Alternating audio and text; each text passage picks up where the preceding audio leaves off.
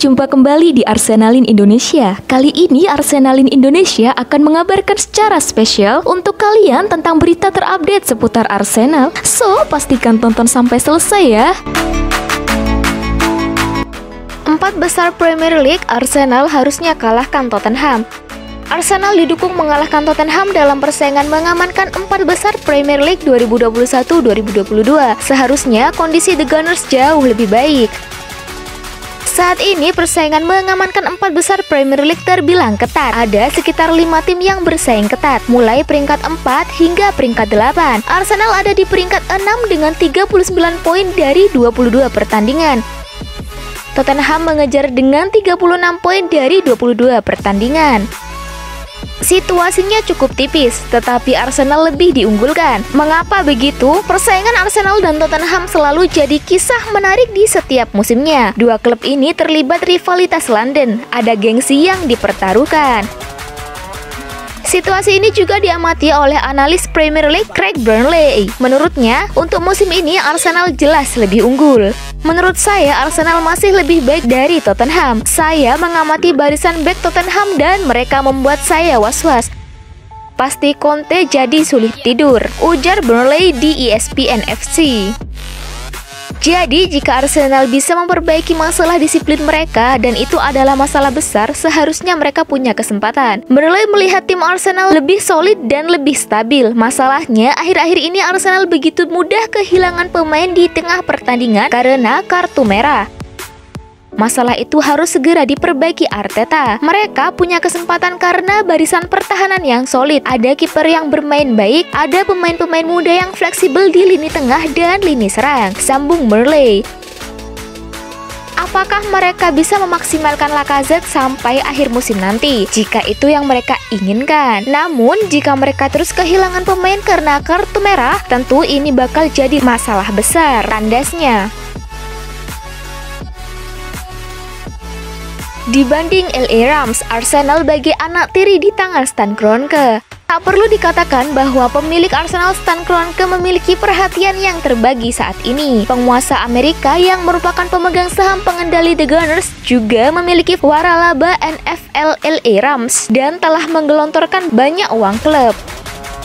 Dia telah pindah dari St. Louis, sementara juga membangun stadion baru yang canggih dengan biaya yang cukup besar sebesar 4 miliar pound sterling. Investasi besar itu akhirnya membuahkan hasil meskipun LA Rams telah mengklaim gelar Super Bowl mereka Cincinnati Bengals pada Minggu malam.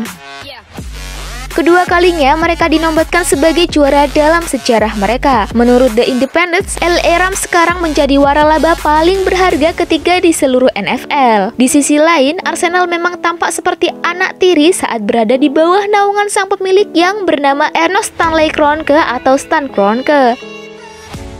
Sayang bagi Gunners, Arsenal yang notabene satu-satunya tim olahraga kepunyaan Kroenke yang berbasis di luar Amerika Serikat justru seakan dianaktirikan oleh sang pemilik. Keadaan jomplang itu makin terlihat jelas saat membandingkan nasib Arsenal dengan Los Angeles Rams, tim American football milik Stan Kroenke. Bahkan Kroenke rela merogoh kocek dalam-dalam dan menggelontorkan dana agar Rams dapat menuai kesuksesan di ajang NFL. Kegilaan Stan Kroenke dalam membangun Rams hingga akhirnya seperti mengabaikan Arsenal. Itu turut dibenarkan oleh mantan pemain NFL, Bucky Brooks. Segalanya tampak begitu berbeda di Los Angeles karena Kroenke membuat Rams seperti tim Hollywood, kata pria yang berprofesi sebagai komentator itu. Dia membangun tim dengan luar biasa, jadi ini terdengar sangat berbeda dengan yang dilakukannya di Inggris bersama Arsenal, ujar Brooks menambahkan. Bucky Brooks juga menyebut jika investasi Stan Kroenke di Merriam London pada masa depan juga bakal berhasil layaknya yang dialami oleh Rams di NFL. Ini hanya masalah waktu. Jika Kroenke mencurahkan lebih banyak waktu dan energinya untuk membangun Arsenal, Anda akan melihat kesuksesan yang sama, kata Brooks memungkasi.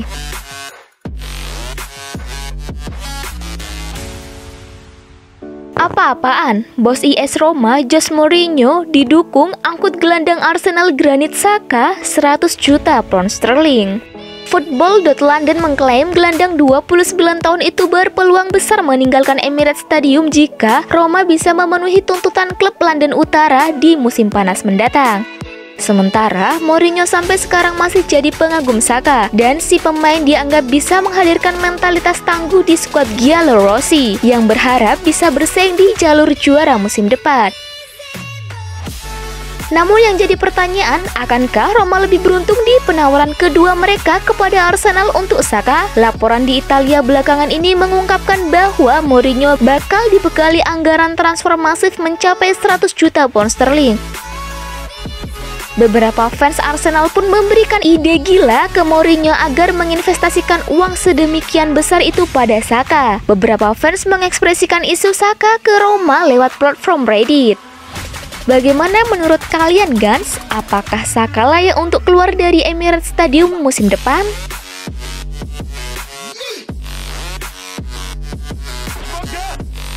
Arsenal incar Armando Broja dari Chelsea.